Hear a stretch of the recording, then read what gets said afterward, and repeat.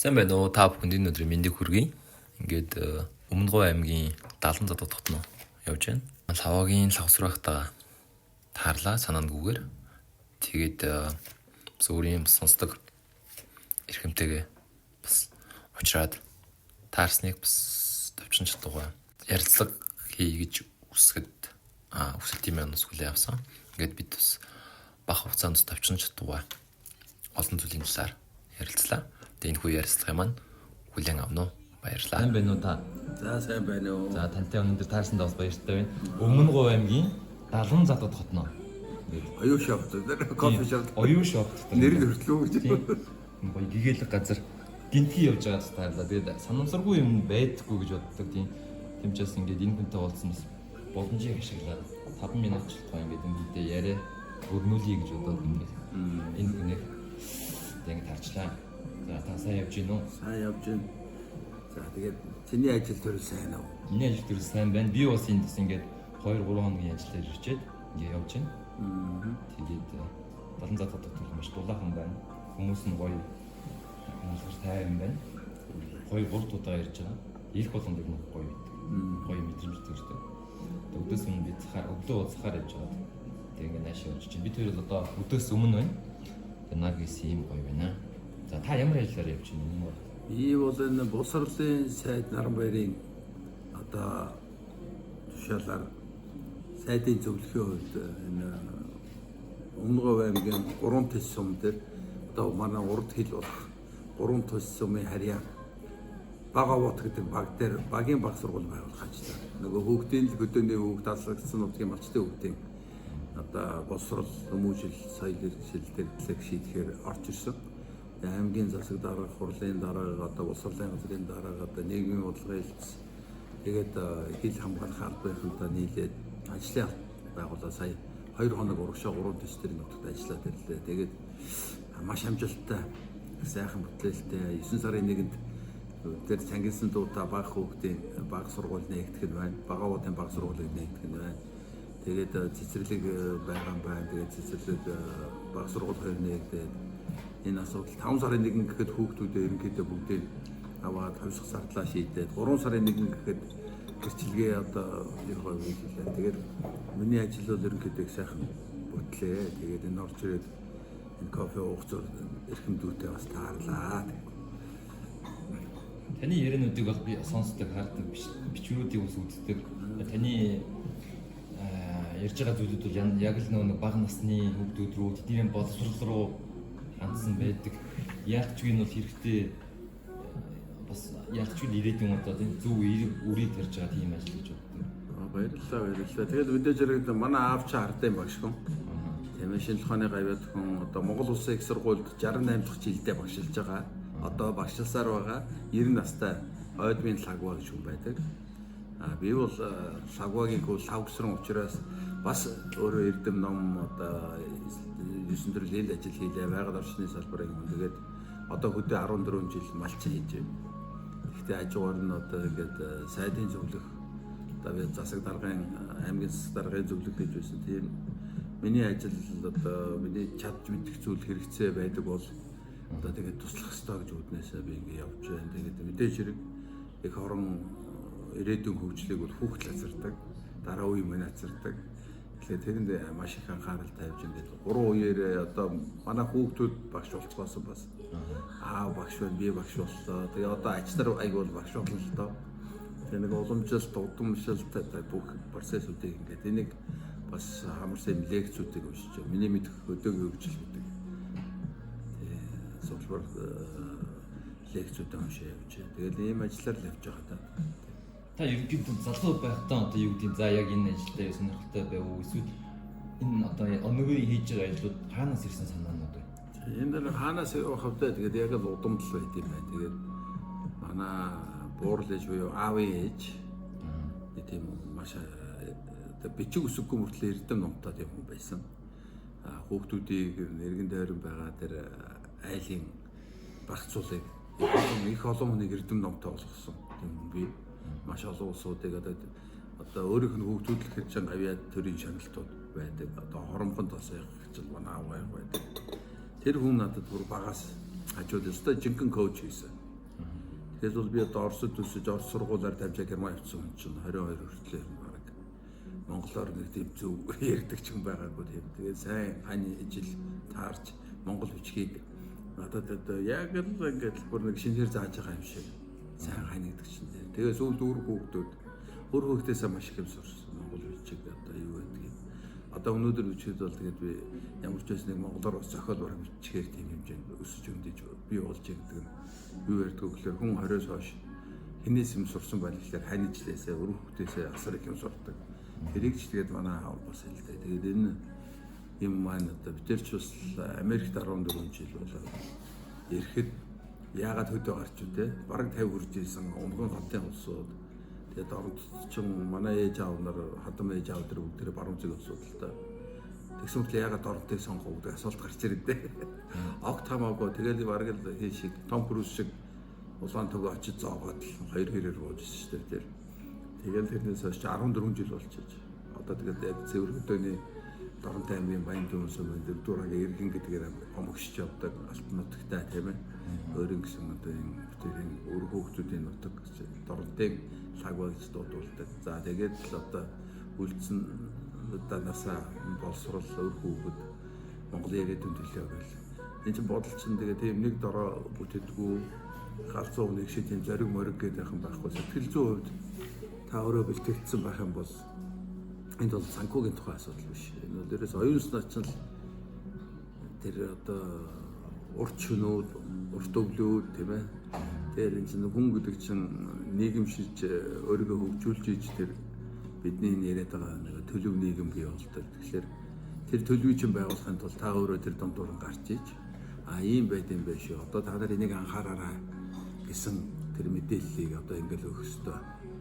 Тэр мэдээж хэрэг чи ч гэсэн одоо миний бичижсэн блог ярьсан яриаг сонсч байдаг чи тэр нэг л хувилбар юм л да. Өнөөдөр энийгээ тэгэл Өмнөгов аймагт ирээд би ч бас өмнө 30 жилийн өмнө Өмнөгов аймаг 5 жил ажилласан.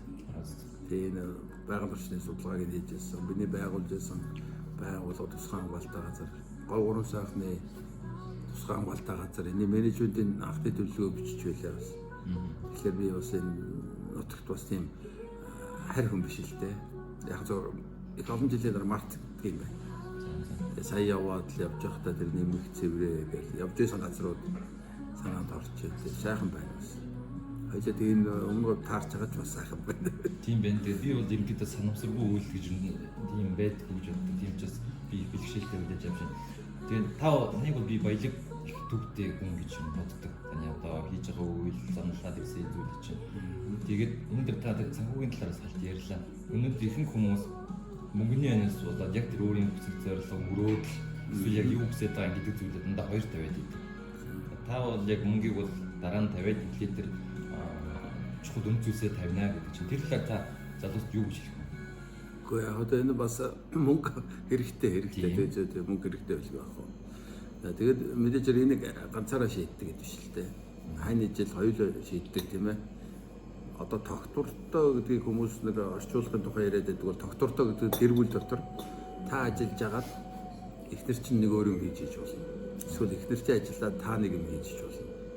Тэгэхээр нэг нь ажиллаад нөгөөх нь огт юм хийхгүй байвал энэ чинь тогтвортой байх боломжгүй. Бид нар бол ерөнхийдөө хоёулаа нэг юм руу зүтгүүл илүү хүчтэй явна ойлгомжтой. Тэгэхээр бид нар залуу байхдаа хүүхэд бага байхдаа энэ бүхнийг олохын тулд маш олон төрлийн ажил хийх хэрэгтэй болж байна. Өнөөдөр ч гэсэн нөгөө сургууль соёл сурахад дандаа дабл мейжер сурч шүү дээ. Хоёр мэргэжлэр сурч байна.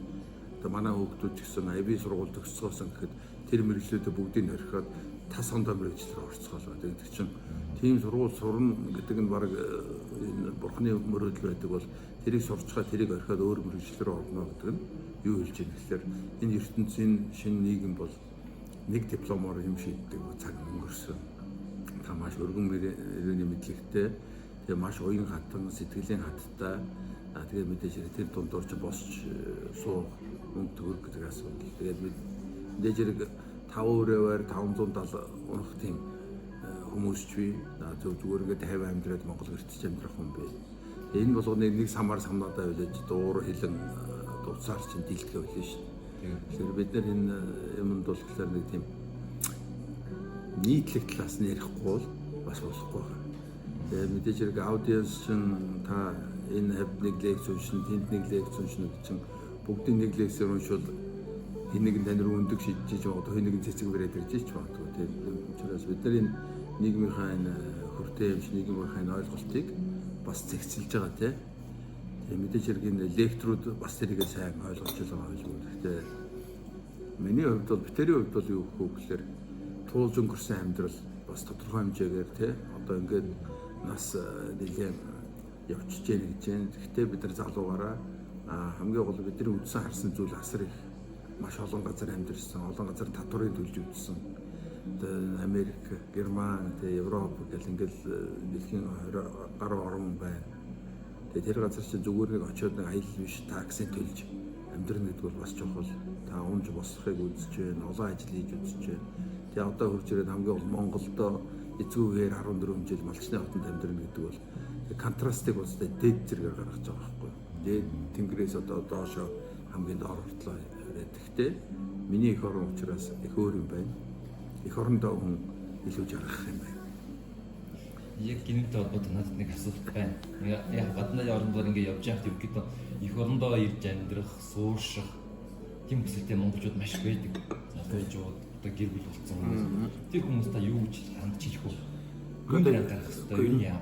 Үгүй юу хөтөл бид өөрсдөө 20 жил цагаач гэдэг дуудуулсан болсон тийм ээ. Олон газар явлаа. Тэгээд эх орон тэгээд одоо зарим улсууд хэлдэг хөгшөрглөөр ирээл одоо ясаа тавих гал гэдэг чинь. Үгүй дээ, үгүй. Тэр тийм утгаас ерөөсөй ойлгож болохгүй. Энэ бол эксцентрик бүр хүнийг түлхсэн муухай зан гараа шиг үг байхгүй. Адилхан дэргэн нэг алтан соёмтой улаан паспорттой Монгол улсын иргэдээ бүгдээ амьдрах хаана амьдрах нь бидний асуудал. Гэхдээ бид нар хаана үрж ирээд ясаа тавьдаг нь бас тэр хувийн асуудал юм байна. Залуучууд бол эх орон хэрэгтэй байх юм аа. Бидний эх орон хэрэгтэй. Гэхдээ хаана нэг газар сайхан амьдарч байгаа ч гэсэн 3 дахь хүн болдог шүү дээ.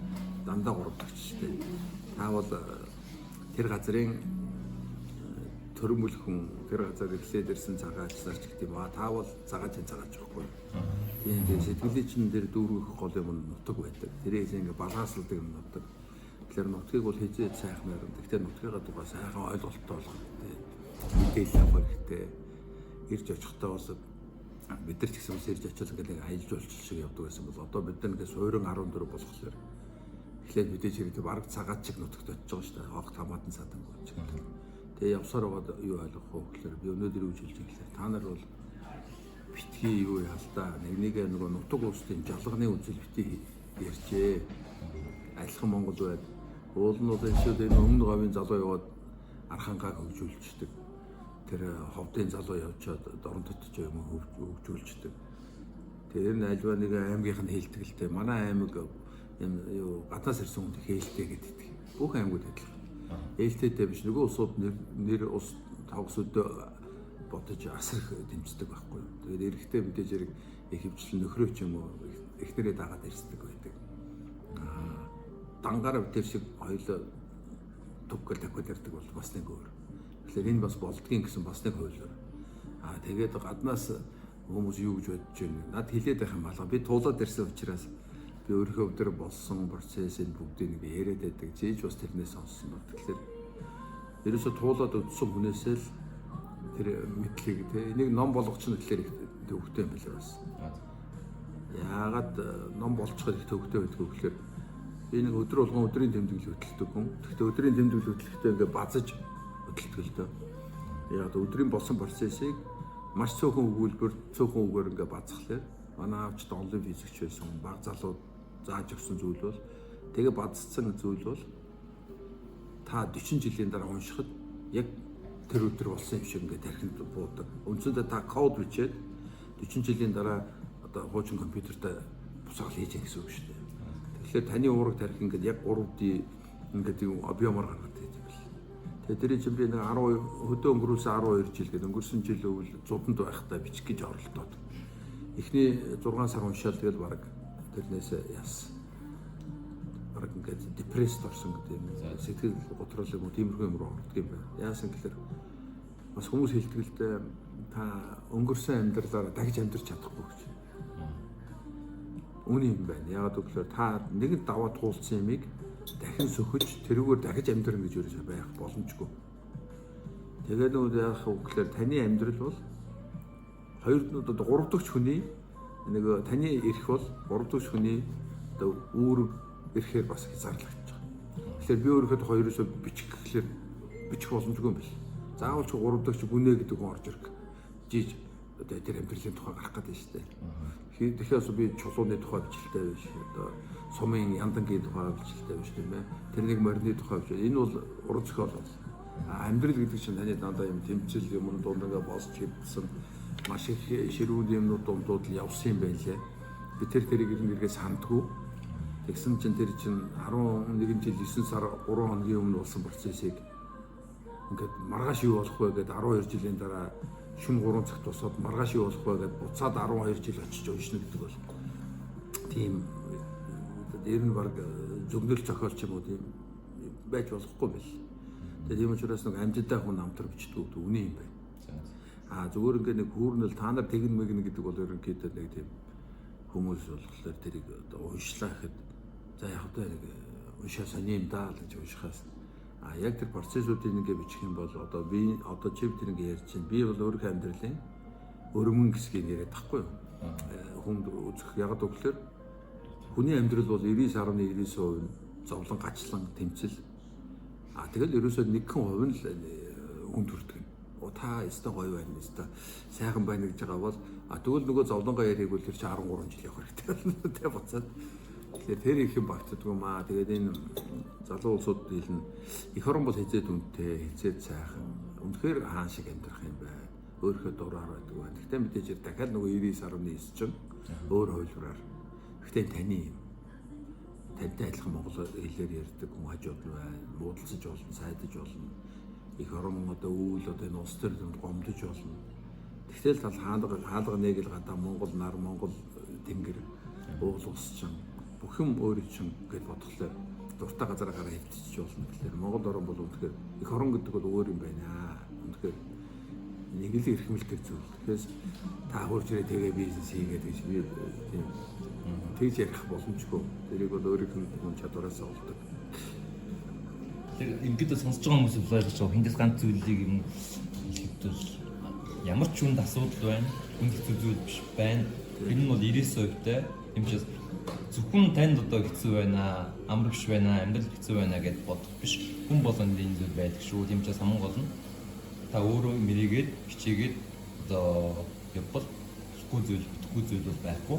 Хаанч гоё амьдрал байх боломжтой. Тэгэхдээ их орончин бол тань хүлээж байгаа шүү.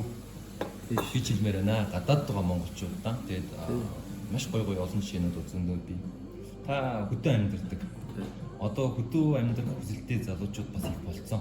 Хөдөө гараад зарим нь явж байгаа. За их орон одоо юу гэдэг засгийн газар одоо байдлаас гэсэн хөдөөгийн хөгжил, бүсийн хөгжил гэдэг олон зүйлүүд ярьж байгаа. Үүнтэй холбоотой хөдөө авах хүмүүсийн одоо нэмэгдсэн. Та тэр хүмүүст юу гэж хандж хэлэх вэ? Энэ олон залуучууд хөдөө зөндөө гарсан байгаа. Энд ч одоо ингээд холбоо гэдэг одоо инфлюенсерч байдаг гэдэг өдөө гараа яв. Хүн хүний аран шин өөр, хүн хүний зорилго өөр те. Тэгээ ер нь бол юу явах вэ гэхээр их орон таныг хаалж хизээч тэрч хүлээж авдаг л байхгүй юу. Бидний тэмцэл нөгөө зовлон болдог гэдэг нь нөгөө би түрүү хэлсэн те. Таны эрх үүрэг нөгөө хүний эрх үүргээр хязгаарлагддаг. Тэгэхээр одоо би нэг хүсэж байгаа гоё амьдралаар байна гэж ингээд тэлэх гээд ингээд зүтгэх. Нөгөө талаас таныг дэмжихгүй байгаа юм шиг ингээд нэг юм тулаад байна шүү дээ. Тэгэхээр тэр хүн таныг ойлгохгүй ч болно шүү дээ. Тэр хүн одоо нийгмийн эдийн засгийнх нь бүтцэн таарахгүй ч болно. Тэр нутаг орныхын тогтолцоо таарахгүй ч болно. Гэхдээ их орон байхгүй юу? Монгол хэлээрээ ярина. Одоо ойлсон ч монгол хэл усаараа ойлсон тий. Энээс нь ч гэсэн одоо монгол хүний тэр хадаг бариад баярлах тэр эрүүл өгөх тэр үгүүд нь нэг байхгүй юу? Бид нар ямар ч орчуулгахгүйгээр тэрийг хүлээж авах боломжтой. Хөдөө гарна гэдэг бол таны нутаг гэж л ойлго. Мэдээж хэрэг газар өгөхгүй, гэрэл цахилгаан залгаж өгөхгүй, одоо таны эсрэг одоо яадгийн цагаач хэд дуудах ч юм уу. Тийм юмнууд бол байна. Гарсаар ч байх болно. Тэгээд энийг бол яаж шийдвэрлэх гэдэг нь тэгэхээр асуулт байгаа. Тэнд хариулт байх юм бол та бид нар шиг 14 жил хийсэн. Харин асуулт байгаа. Тэрийг одоо хүчээр шийддэг ч юм уу. Эсвэл одоо энэ нэг байшин барьчаад араас нь лицензийг өгч байгаатай адилхан гэдэг ч тийм амьдрал ч ерөөсөй байхгүй. Хувь хүний хувьд бол тийм байхгүй.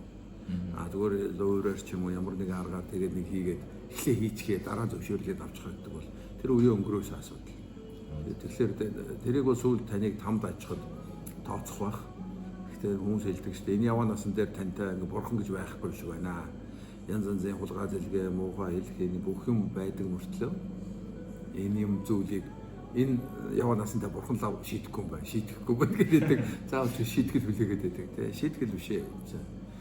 Өөрийнх нь ямар ч байсан нэг өдөр дээшээ хараад хэвтгэхэд тэнгэрээ хоол те нар сар 2 жаргаад явхад танд үлдхэн ганц амьсгай байлаа гэхэд бол би тэгдэг байжээ гэж бодох нь энэ бүхэн дотор ч багтах байх. Тэгээ чинь нэг философик нэг сүрхий ухаантай юм яриад байгаа юм биш. За яг амьдрал дээр энэ чинь 14 жил болоход тийм шинэ зөндөө тарахгүй юу? Ойлгоч зарлахч тийм ээ. Тэгээд энэ бас нэг ойлголт байгаа. Мөнгөөр шийдчихээл тийм. Мөнгө байвал тэгээд байшин бариад ялс машин аваад тэгээд ялс мал аваад ингээд нөгөөдүүлнэ гэсэл нөгөөгөө нэг тэгээд эхэлчихвэл тэгээд цаашаа дахиад нэг хөлбөмбөр гэдэг юм чи эхэлнэ. Хөлбөмбөрийн дээр шунал гэж нэг юм явуул тэгээд буруу тийшээ будаа хийж болно шүү дээ. Тэгээд нэг хурдтай юм гэж үтдэггүй юм байна. Манай энэ Монгол улс бидний энэ байгаа тогтолцоонд асар хурдан баяжна гэдэг ойлголт бол ерөөсөй байхгүй. Тэгээд маш удаан цаг тоолуулт хөдөлмөр асар их юм шаарддаг. Тэгээд хамгийн гол яг хөө гэхээр залуучууд үе хоорондын манай харьцаа ерөнхийдөө алдагдсан. Бид нар тэгж харж байгаа юм. Яг хөө гэхээр би одоо доотлогын үетэйгээ уул хүний юугаар аршингаар төвлөн байлээ л дээ. Би одоо 60-таа байлаа гэхэд бол намайг сонсох хүн бол 50-таа л хүн нэг хагас сонсох байх. Тэгэл 40-той хүн 30-той хүн болгоо юм бодол зааз. Ягаад гэвэл бид нар нэг тийм амьсгалаар нэг үйлчлэлээр нэг ойлгомжоор ягаад явахгүй вэ гэхээр бид нар үр хүүхдтэйгээ хамт залуучуудтайгаа хамт ер нь залуучуудтай ч явахдаа өөрөөхөө үр хүүхдтэй нялхаас нь хамт ингээд яваад нэг 15 6 хүртэл маш ойрхон. Одоо дорны соёлд бол хүүхдээ 10 хүртэл сугнаасаа бөө холдуулж байгаа шүү дээ. Тэгээд баг сугандаа авчвал дахиад шиг ингэж хамт явах хэрэгтэй гэдэг. Тэр нь юу болдгоо гэхээр хүүхд чинь 20-таа болоход та одоо хэдтэй ч бол 40-50-тай болно. Тэгэхээр та хүүхдтэйгээ тэр ойрхон явсан, тэр хүүхдийн ертөнц бий болоход хамт явсан учраас та бусад 40-50-тай хүмүүс залуучуудтай чөлөөтэй харьцдаг болно. Тэгээд таны хүүчин 40 хүрч явах та одоо хэдий 60-70 хүрч иж болно. Та дахиад 30-тай бусадтай чөлөөтэй харьцсан. Одоо 2-3 үе хоорондоо суугаад ингээд чөлөөтэй бид нар одоо ингээд чив тэр ингээд яриа сууж байдаг шиг энэ охин бид гурав ингээд хамт суугаад ярих ямар ч асуудалгүй ингээд ярина гэдэг бол тэр насан туршийн боловсрол бидний үе хоорондын харьцаа гэдэг нь хүүхдтэйгээ их ойрхон байсны илэрлэл багхгүй юу. Тэгэхээр өнөөдөр бид нэг холбуулаад утас өгөөл ингээд гэж чинь утсандаа биш л те. Та өсвөл ямар нэгэн одоо бидний лекцэнд ярьдаг ямар арга манай гэр бүл ямар аргууд хэрэгжилж ийсэн манай аав ээж хоёр тэр гүн социализмыг 60 70 онд бидэрт яаж сургасан бид нар хүүхдүүдтэй 80 онд 90 онд яаж сургасан энэ бүх ингээд боломжтой байхгүй юу. Одоо бид нар чиний эргээ харж штэ болж байна. Окей. Болт юм байна гэдэг. Одоо энийг л одоо энэ залуучууд ийм байт юм аа гэж хэлээд монгол хүн хийсэн, монгол хүн туулсан, монгол хүн чадсан, монгол хүн бий болгосон ч гэдэг юм. Энэ л юм байна. Тэгэхээр нэг тийм мундаг өөр газрын орчуулгын бестселлер биш байхгүй. Энэ энийг ярилцсандээс би харж ирсэн. Тэг сонирхолтой санагдсан. 5 жилийн цикл гэдэг та нэг юм ярьсан. Тийм. Өхийн амьдрал дээр. Ер нь тэр цикл одоо хүн болгонд ондоо байх уу? Ер нь та тэрийг юу гэж бодож байна? Хүн болгоны амьдрал тэгэж ер нь 5-7 жилийн цикл юу вэ? Гэхдээ яг тэр чинь нөгөө бидэд өөрт нь ингээд нэг 5-аар ингээд за юм 5 л байд юм байна гэсэн ойлголт гарахгүй юу? За яг тэгээд өөр онлууд биелтэй мэдээж хэрэг ингээд нийгмийн хөгжлийн процесс чиж санхүүгийн хүн санхүүгийн гэсэн 5 жилээр явал дэлхийн эдийн засаг 5-5-аар гэдэг байгаа шүү дээ. Тэгэхэд бол одоо шийдвэл ойрхон мэрэгжил сонгох гэж 5 жилийн дотор сургууль төгсөж байгаа хөлт 12 дугаар анги ч юм уу эсвэл их сургуульд явж байгаа 3 дугаар 4 дугаар курс юм уу 5 жилийн дотор эх 5 жилийн дотор гэдэг нь та ажил сонгох нь байна. Өөрийнхөө хамгийн сайн чаддаг зүйлээ сургуульд орохдоо мэддэг байсан байх нь байна. Өөрийнхөө удам аав эцэг одоо өвгтэй ээжийн аав ингээд нөгөө удам таны эсийг бий болгосон процессыг оролцсон хүн болгоны 20 настай хамгийн сайн чаддаг юу вэ? 10 настай юу вэ? 30 настай юу вэ гэдгээс бид нар процесс авч тэр удам гэдэг юмыг Ингэж өөртөө ойртуулах хэрэгтэй. 3 үеэрээ гэдэг юм чинь нэг утгатай тэр. Нэг хүний насны жаргал 4 үе бүтээжиж, нийлүүлжиж бүтдэг. 4 үе гэдэг чи одоо чи аавгаа мэднэ те. Өвөөгөө мэдэх үү? Өвөөг би хальт их мэднэ. Тийм. Тэгээд одоо аав ч өвөөгөө мэднэ. Тэгэл чи одоо чи өөрийнхөө хүүхдийг мэднэ гэхэлэр чи 4 үе байгаа. Тэгэхээр чи дээшгээ нэг 2 3 үе доошогоо өөрийнхөө үеийг үзээд тэгэхээр чи комплект 4 үеийг л ингээд хавцаад байх юм бол за бид нар нэг юм байгаа юм байна гэдгийг л ингээд балансаж барьж гэсэн удам уламжлал угсаа 3 үеэр эрдэмтэй 3 үеэр хөрөнгөтэй гэж бид нар ярьдаг боловч энэ бол хөрөнгө юуны асуудал биш байхгүй. Таны нөгөө ирээдүг хэлж одоо мэдэрч таньж предиктмент хийн гэсэн үг шүү дээ. Бараг л за бид нэг иймэрхүү явах юм байна гэдэг. Тэрийг ихэвчлэн авч ийдэг. Одоо чи бол удмын эхэлсэн. Чи одоо өөрөө миний хүүхдүүд нэг их юм байна да. Ач нар нэгдэх юм байна да гэдэг. Ааваасаа өөрөөсөө хүүгээсээ ингээл харж байгаа. Одоо бид нар манай аав 90 настай гэж юм, би 60 настай, хүү 40 настай, ачигэд 15 хүрч ирэх юм өдөрч 205 жил. 205 жил хүмүүс боддог нэг үе идэл амьдарч штэ гэдэг үгүй штэ. Бид нар ч тустай тустай хүмүүн бий ингээд тустай амьдэрсэн. Тэгэхдээ бид нар ингээ хүүгээрээ холбоотой нэг нэгнээс удамшуулаад авах 50% авсан уу 40% авсан 30% авсан уу. Удам бол цусаар өгдөг процесс. Аав бол малчин би 40 наснда малчин болоо явчих чадвартай байсан. Огт мал мэдэхгүй мөртлөө ингээд өдөө амьдчиж штэ. Манай том хүүч гэсэн огт мал мэдэхгүй ингээд гинтхэн хотонд руу гараад мал боллоо их хэрэгтэй яваад чадсан. Тэгээд тэгэхээр гэтэл уламжлал юу вэ гэх юм бол удам дотор аав эрдэмтэн болсон. Энэ мань хүний удамд яг зөвөр эрдэм номтой улсуудын тийм удам байсан баг. Гэтэ ийм суур шинжлэх ухааны эрдэм байгаагүй. Ухаалаг юм өөрөө мань хүн ардын багш сүмийн физикч болонгууд надад юу уламжилж өгсөн гэхээр эрдэм номыг өгсөн юм байна. Уламжлалаар. Тэгээ би энийг чин удамшуулаад үүдээ өгөхдөө малчин дэхтэй дөрөв цаана гүн явж байгаа монгол хүнд байгаа. Уламжлал гэдэг нь эрдэм ном сурах тэр аргаас тэр юмнууд суугаад одоо ачтар гэсэн яг адилхан ингээд явж байна. Манай аав 90 настай да яадгүй гэхээр энэ чинь яг тэр хувь хүний хөгжлийн шийдвэрээр бол дөрөвд үе гэдэг нь манай аав 90 настай да дөнгөж төрж байгаа 30-ыг бол шууд хараад наад чинь тийм болно гэдэг хэлж чадна. Яг бол өөрийгөө мэднэ, аавгаа мэднэ, намайг мэднэ, ачаа мэднэ. Тэгэхээр чи 5 үеийг ингээд тооцоолоод бүгдийг нь үзээд наад чинь нэг тийм хөдөлгөөн гэл. Ер нь хүүхд төрөхөд л андашгүй байдаг. Тэгэхээр за наад чинь тийм боллоо гэсэн. Одоо ингээд 10 жил болоход яг л тийм л болж байна. Яг л хэлснээр л явчихин. Тэгэхээр энийг бид нэр туулж үзэх, харах, онцлог би юм зөндөө биелдэ. Гэхдээ бид нар яг өөрөг амьдрал дээр монгол хүн энийг ингээ хийгээд үзээд бүгдээр үр хөвгтэйгээ ярилцаа салбарын мэрэгчлэлтэй усууч бид нар. Ингээ за яг юм байна. Тэгэхээр хөдөө амьдрахад тийм юм асуудал гарах юм байна. Уламжлаад явхад тэр нь болох юм байна.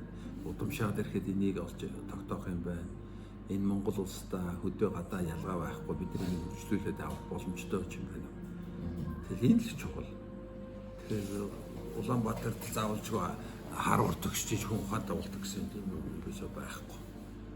Тас тийм чухал мессежийг өглөө энэ сонсож байгаа хүмүүс бас яг ер нь үе удмаа мэдж явах тий дээшээ доошоо өөрийгөө доошыг мэдж явах нь таны бас ирээдүй үр хүүхдүүд за ер нь тэр удам дотор бас цаашаа яаж явах вэ юун дээр анхаарах вэ маш олон зүйлийг бас нээж мэдэх тэр боломжнос байдаг юм шүү гэдгийг бас хэлж जैन тийм учраас та бүхэн ч гэсэндээ анхаарал би сая тооны шинжлэх ухааны гэдэг хүнтэй танилцсан байхгүй. Тэгээ бас тэр сонин содын хэмжээлийн төрсөн онсаар бүх юмар нь тооцоод тэр бол арифметик аргаар хийж болно. Тийм тэр бас сонирхолтой санагдсан. Тэгээ бид энэ дээр бас манай ад бол биш ээ. Манай өвөө бол жишээ лам хүн байсан байна. Тэгээ лам хүн байж бас хэлмэжсэн тийм явж ирсэн юм байна. Тэгээд тэр хүнтэй ярьж байхад бас яг таны саяны хэлжсэн зүйлтэй төстэй юм гарч ирж байгаа байхгүй.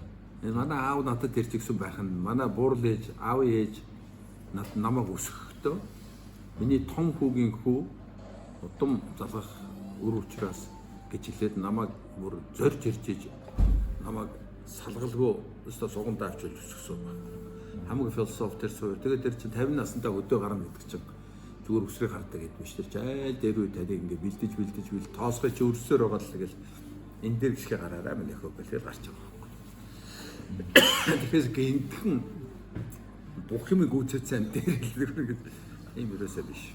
Ялгаад зөв цаг хугацааг авдаг тийм ээ. Ямар ч зүйл цаг хугацаа авах. Тэгээ энэ баг сургууль гэдэг асуудал байна. Минийгийн баг сургуулийн байгууллагын процесс бол 10 жил явж шүү дээ. Тэгэхэд одоо тэр урд нь баг сургуулиуд байсан гэх боловч одоо энэ байгаа баг сургуулиуд онтоо байхгүй. Бидний үзэл баримтлал одоо байж байгаа бодлого харин үдсэн сурсан нэмээд сурсан зүйл аягүй байхгүй. Тэрийг одоо бид интеграцчлуулаад шинэ хөтөлбөрөөр явуулж байгаа. Энэ маш одоо Монголын сургууль ирээдүйд маш хэрэгтэй зүйл гэж. Тэгээд юм аливаа нэгэн зүйл цэвэр математик талаас гэх юм бол хөгжил бол хөлгөөнгөө зүгээс эхэлдэг. Нэг хөлгөөнгөө зүг. Тэр хөлгөөнгөө зүгээс татсан нэг шулуун эзэж дуусчихгүй шүү дээ. Эцгааргүй. Тэгэхдээ энэ хөгжил бол ганц зүгээс эхэлдэг. Монголд ер нь дэлхийд тэр хөлгөөнгөө ганц зэг гэдэг чи юу гэж үзэж байна? Тэр нь юу гэж ойлгох вэ? Хөлгөөнгөө юм зэг Монгол таана байж болохоор. Энэ дээр бол одоо хүмүүс тэр өөрөөс нь юм болов. Тэр одоо Монгол бол ямар засаг байх, ямар төр байх, одоо юу тэр ямар ч юм хамаахгүй ганцхан зүйл бий. Улсын хэл. Улсын хэл бол хязгаарч хөдөлдөгөө. Тэр хэлийг хамгаалж байгаа монгол эрчүүд 100-100-аар цахиур зангууд болж ингэж яваад ирсэн. Гэтэл сургууль тэн дээр байгуулахад хөдөлгөөнгөө ганц юм байна. Бусад газруудынхыг буулгаад сэрээгээл ингээл шилжүүлээд байдаг тийм. Хэлбэл бол хизээд аавын хүүхдүүд ээжээ охид очиж хамгаалдаг учраас тэр цэгээс эхэлчихвэл хөдөлгөөнгөө тэрэн дээрээс нь ингээд цаашаа хөгжөөд явах боломжтой. Тэр минийгийн баг сургуульч одоо 5 жилийн өмнө байгуулж байгаа ээдээ энэ бүдэх болов бүтэхгүй болов гэж явсан. Одоо 5 жил яваад 15 хүүхдийн жил рекорд орчиж байна. Цэцэрлэг нь 50 хүүхдтэй байна гэж чинь 50 хүүхд сургуульд орохоор бэлэн байж штэ. Тэгэхээр энэ ямар бас одоо энэ овоотын баг сургууль, бага овоотын баг сургууль. Энд чинь зөвхөн дотор баримт нь 20-од хүүхд байж байна. 44 хүүхд бэлэн байж байна. Цэцэрлэг дүүрэн байж байна. Юу тэр органикаар сургууль үтгэл юм байгуулагдах. Хугацаанд болцоо. Гэтэл энийг хаа нэгтээ тийм юм байдаг. Энийг копи пейст хийж болдог. Одоо тэрийг нь тэгээд хийх боломж над болгож байгаа. Одоо энэ боловсролын сайд Наранбаяр бол яг үнэхээр залхаг байхаа таал энийг тэгээд хийгээд ирэх. Би бол энэ тулстай ганцуу шамлаад миний одоо бурхнаас өгсөн даалгавар л гэж бодсон юм ээ. Бурхнаас өгсөн даалгавар гэдэгтэй холбоотой юм гэдэг хүн болгон бол би бодохдоо бол хийх хоосон зүгээр энэ дэлхийд мэдлэггүй гэж боддог. Заавал мишнтэй өөр гэсэн хийх ажилтаа үлдэхэнтэй тийм янз бүр байж болох. Одоо өнөөдөр маш олон өөрсдийгөө мэдхгүй за ийдсэн заримдаа тийм мэдхгүй залуучууд хүмүүс явж идэг. Тэр хүмүүс та юу гэж хандж байгаа өөрийгөө энэ чинь би нөгөө үзмэрч биш болохоор яах боломжгүй. Гэтэ яг зөв багш өөрийнхөө ааваас өөр дээрээ хүү дээрээ одоо ач нартаар ингээд харах. Ер нь тэр суурийг л эцэг эхэлдэг. Удам дахиад нөгөө уран үеэрээ мэдж байгаа бол та ер нь хүлгээ хаашаа залгахыг бол төрүүлсэн эцэг их мэдэн штэ. Тэр ялзраа улаан юмыг хаашаа явахыг капитан одоо аав залуурдаж ээж тэрийг ухааныг дэлж явдаг. Ер нь хүний ухааны 70%-ийг ээж суулгадаг. 70% шүү. Тэгээ чи боддоо ээж 70% суулгана дандаа ярина. Тэгсэн мэтлээ нэг сони процесс байгаа. Ээж 70% ярьж суулгадаг. Тэгсэн мэтлээ та нараад эргээд хараараа. Ээж хүн хизээч өөрийнхөө тухай ярьдаг. Аав гэсэн аав нэг чинь аав ингээд гэсэн нөгөө удам гэдэгч тэр байхгүй. Эцгээ дагна гэдэг юм яриад байна шүү дээ. Бас яг хөө генетик дагж болно. Гэхдээ ээж бол дандаа аав тухай ярьдаг. Аав нь ч тэгсэн нэгээс ааваасаа тэгэрээ гэдэг. Би одоо энийг яагаад хэлээ гэхээр ээж дээрээ харж гин. Одоо өөрийнхөө эхнэр дээр өвшин дээрээ харж гин. Одоо нөгөө бэр харж гин. Аав л гэдэг. Аав ээж хоёрыг хамт байлгаж ээж аав өөрийнхөө тухай хүнд юм ярьдаг. Эхнэртэй бүх юм ярьдаг. Тэрс хамаг юм ярьсан мөртлөө хүнд амьдралаа ярьдаг.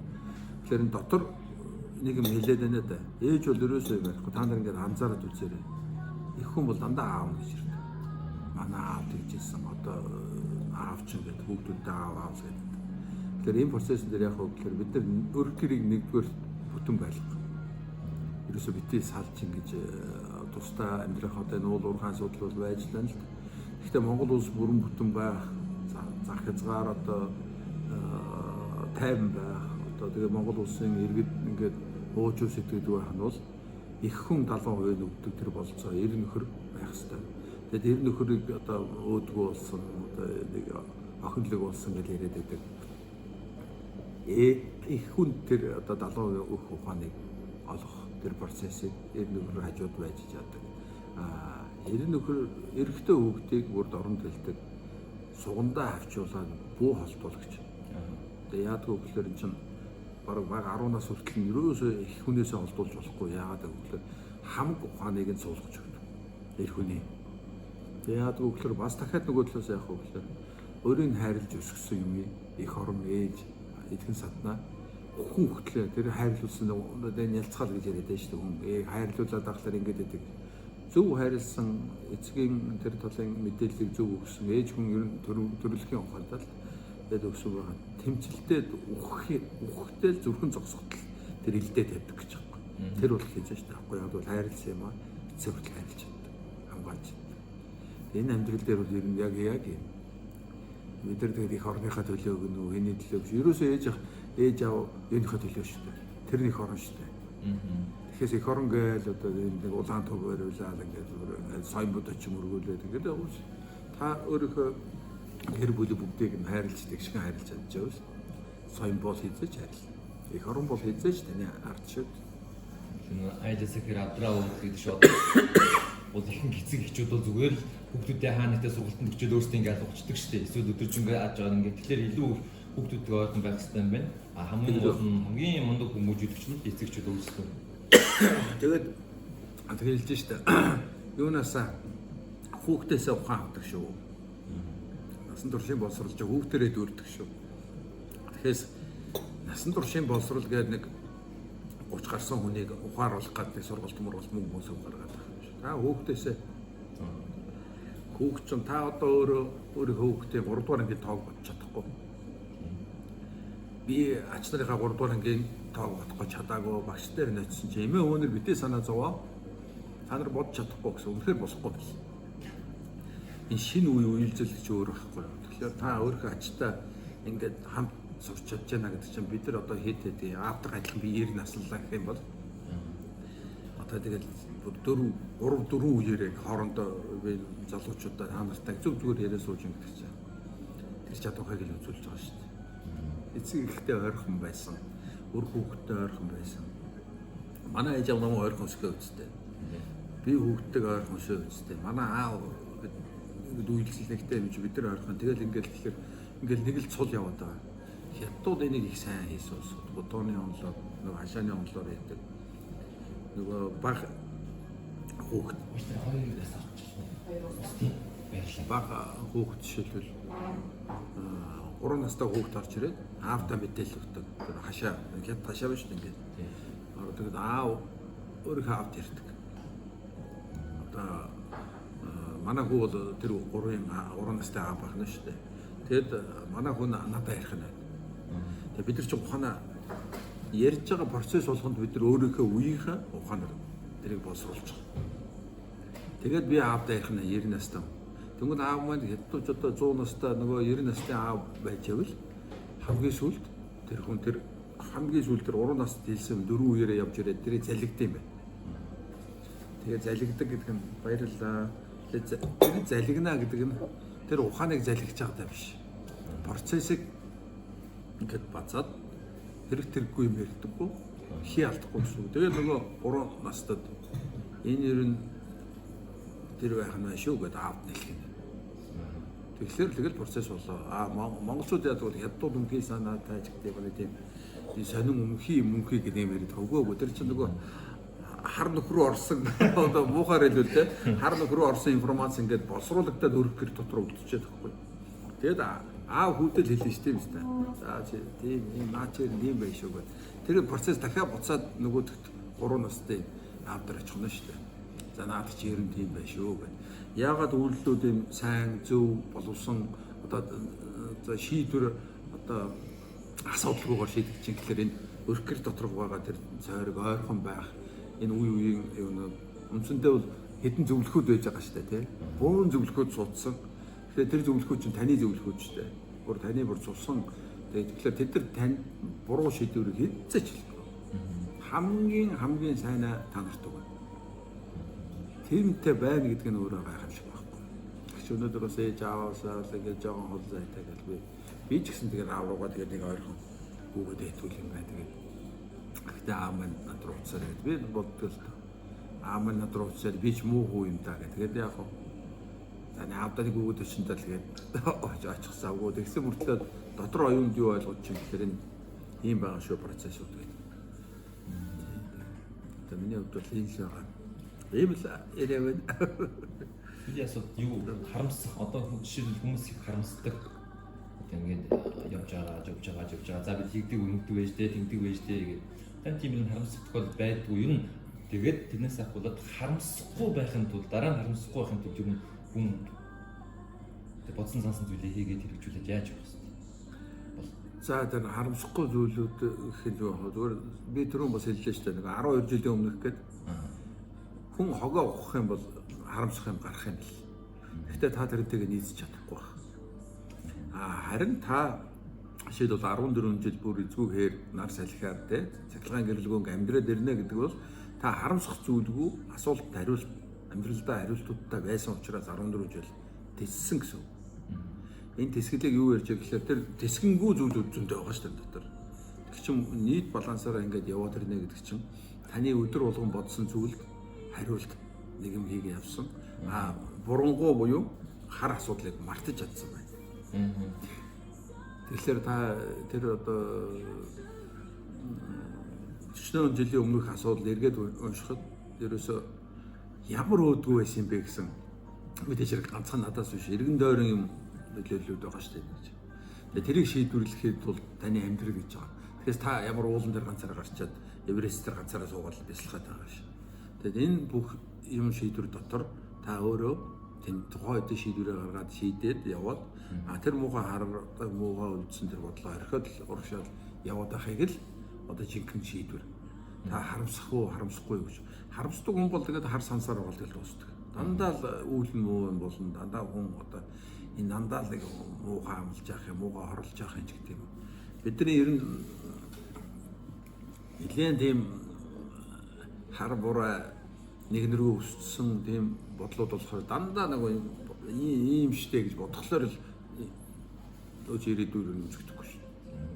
Тэрөөсөө үзэгдэхгүй. Тэгээ нэг ийм л юм байгаа. Тэгээд энд нэг тийм амар ухаан зараад яваад байгаа юм шиг. Би зүгээр өөрийнхөө амьдрал өөрийнхөө юмнаас ярьж байгаа болохоос хин нэг ишлэл татаж хин нэгнээс одоо юм аваад яриад байгаа бас зүйл биш. Тэгээд Монгол хүн бодит түүхээс сэдвлүү гэдэг системээр лекц уншдаг. Тэгэхээр өөр хүний тухай биш учраас амархан. Та өөрийнхөө тухай ярьж байгаа учраас. Тэгээ өөрийнхөө амьдралын тухай ярьж байгаа учраас. Тэгээд Монгол хүн хийж болдгийг Монгол хүнийг чаддгийг тэгэл юу яаж байгаа. Тэгэл хүн болгоно юм байгаа шүү дээ. Ачиг хэлээс тантай энэ ажилтай холбоотой та төлөвлөгөө хэрхэн яаж хийдгүү бидний жилээр хийдгүү. Тэгээ одоо таны энэ баг сургуулийн хүүхдүүдийн боловсролоо хаагдсан ирээдүйн ямар ажлууд та одоо хийгээд явж шинж яаж. Гэхдээ одоо сүрхий төлөвлөлтгээд яг ямар ч байсан л нэг сургуулиуд байгуулна гэж хэлэлтээр 10 жил бичлээ шүү дээ. Тэгэл 10 жил бичсний гадна одоо нэг сургууль ингэж байгуулсан. Тэрийн 5 жил явцсан. Одоо тэр сургууль дээр чинь шинэ хөтөлбөрүүд хийгдэж байна. Яг гэвэл энэ Улаанбаатарт байгаа Баянзүрх дүүргийн 6400 хүүхдийн сургууль тэр эзгүүхээр байгаа 27 он 1-5 дугаар ангийн холимог бүлгийн 27 хүүхдийн сургуулийн хөтөлбөр хоёр бол өөр байхгүй. Тэр хөтөлбөр дээр бид нар одоо ажиллаж байна. Одоо яамны зүгээр сайдын тушаалаар гарсан зөвлөхүүдэн дээр ажиллаж байгаа. Одоо жишээл яг 2 хоног ажиллаад өнөөдөр буцаж байгаа баг. Миний дээр 4 багш ажиллаж байгаа. Яг энэ нарийн хөтөлбөр. Одоо миний сая яриад байсан эцэг эхийг яаж ойртуулах вэ? Хүүхдүүдийг эцэг эхтэйгээ яаж ойртуулах вэ? Хаалганыг л гадаа байгаа тэр ертөнцийг ойлгох, шимтэн ойлгох, тэрийг өөр юм болгох, эцэг эхтэй яаж хөргөх вэ? Эцэг эхийн оролцоо гэдэг нь хүүхдийн ярьсан зүйлийг эцэг эх өөрөө баяжуулан ойлгоод эргүүлээд хүүхдтэйгээ тэр мэдээллийг баталгаажуулах тэр процессыг яаж хийх вэ? За тэгээ их орон зүйн байгаль орчин одоо энэ симбиотикийн ертөнцийн тухай ойлголт гэдэг ийм хөтөлбөр нэг. Энэ бол дараагийн сургуулиудаар хэлнэ. Энэ жил болохоор яавны зүйлсүүдээр ярьсаар байна. Ямар ч байсан 3 сургууль, баг сургууль байгуулсан. 3 өөр газар. Тэгээ энийг процессоо явуулна. Эний төлөө явуулна. Тэгэл одоо тэрнээс цаашаа энэ сургуулиудыг чамбаар болгох. Би одоо ямар төр засаг хэлдэг бус интернет дээр нэг тийм сайн биш байна. Гэхдээ юу их вэ гэхээр энийг эхлүүлсэн зүйлийг цаашаа олон болгох юм уу? Эсвэл улам чамбаар болт юм уу? Ер нь Монгол улс тэгээд энэ хөдөлгөөнгүй цэг онлынхаа хувьд математик, физикийн онлын хувьд хөдөлгөөнгүй цэг дээрээс эхэлж гэж юм бохоос хөдөлгөөн цэг гэдэг маань сум бол жишээлбэл сум бол нэг засаг солигдоо засаг солихын дараа тэр солигдол гэл ингээл бүх хөдөлгөөн шал өөр болж байгаа. Тэгэхээр одоо энэ маягаас өөрчлөгддөг тэр хөдөлгөөнгүй цэг тэр дархан байх байдал энэ дээрээс явсан зүйл тэгээ бусдад үлгэр жишээ болно. Энд чинь зүгээр малчаад одоо төвийн сундууд тийм ээ багууд бид бас ингэж амьдарч болох юм гэдэг ойлголттой. Хуучны сайн зүйлийг өнөөгийн одоо жишг болгох энэ процесстэй. Тэгээ энэ дээр л би одоо хамаг амьдралаа зориулна. Тэгээ нэг айхтар төлөвлөд байдаг юм биш яг өдрийн тэмдэглэл бичлэхээр гэхдээ тэр өдрийн тэмдэглэл чи өөрөө чинь ингээд хөтлөөл ингээд аваалаа. Тэрийг тэгээд ингээд бичээд тавьдаг тийм. Тэгэхээр нэг урагшлаад нэг Microsoft 360 дээр тэдэнд ингээд гэсэн юм байна. Монголчууд тэгж хийхэд айгүй хэцүү. Тэр нь ч тэгээд амар юм байл л дээ. Тэгээд өөрийнхөө өдрийнхөө юм бил байна. За баярлалаа. За баярлалаа. Тэгмээ ярьсан. Тэг хамгийн гол нь сонсч байгаа хүмүүс маань ерөөдөө бас маш олон зүйлийг эндээс ойлгохоор хамгийн гол нь бид нэр холоо сайх биш өөрөөсөө дотроосоо гэр бүлээсээ хайвал бидний одоо гарцсан бас хайгаад асуултанд бас хариулах боломжууд байна. Тэгээ хоёрдугаарт нь болохоор өөрийгөө өөрчлөх, гэр бүлээ өөрчлөх, хүүхдүүдээ өөрчлөх та бүхнээс шууд хамаарах юм байна. Гэр бүл чухал юм байна. Гаднаас бүх хай. Тэгээд ямар нэгэн зорилготой бол замын хагасаас одоо буцах биш. Тэгээд цаг хугацаа их авдаг ч гэсэндээ үр дүн гард юм аа гэдэгс агуулх маань өөрөөр харуулж байна. Маш баярлалаа. Баярлалаа. Би тэгээд танд жижигхэн информац маань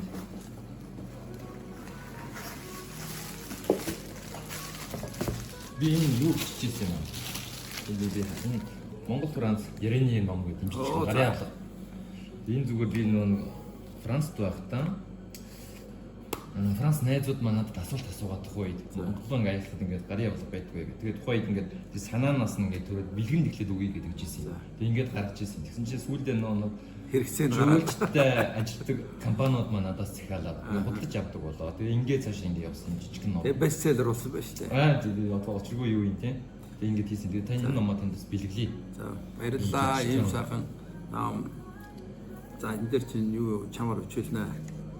Тэгээд маш олон асуулт байлаа. Гэтэ таныг бас ингээд надтай бас ингээд таарлаад ингээд жижиг яриа хийсэн маш баярлалаа. Таны ажилд маш өндөр амжилт хүсье. За чиний ажил бас амжилт хүсье. Баярлалаа. Баяртай.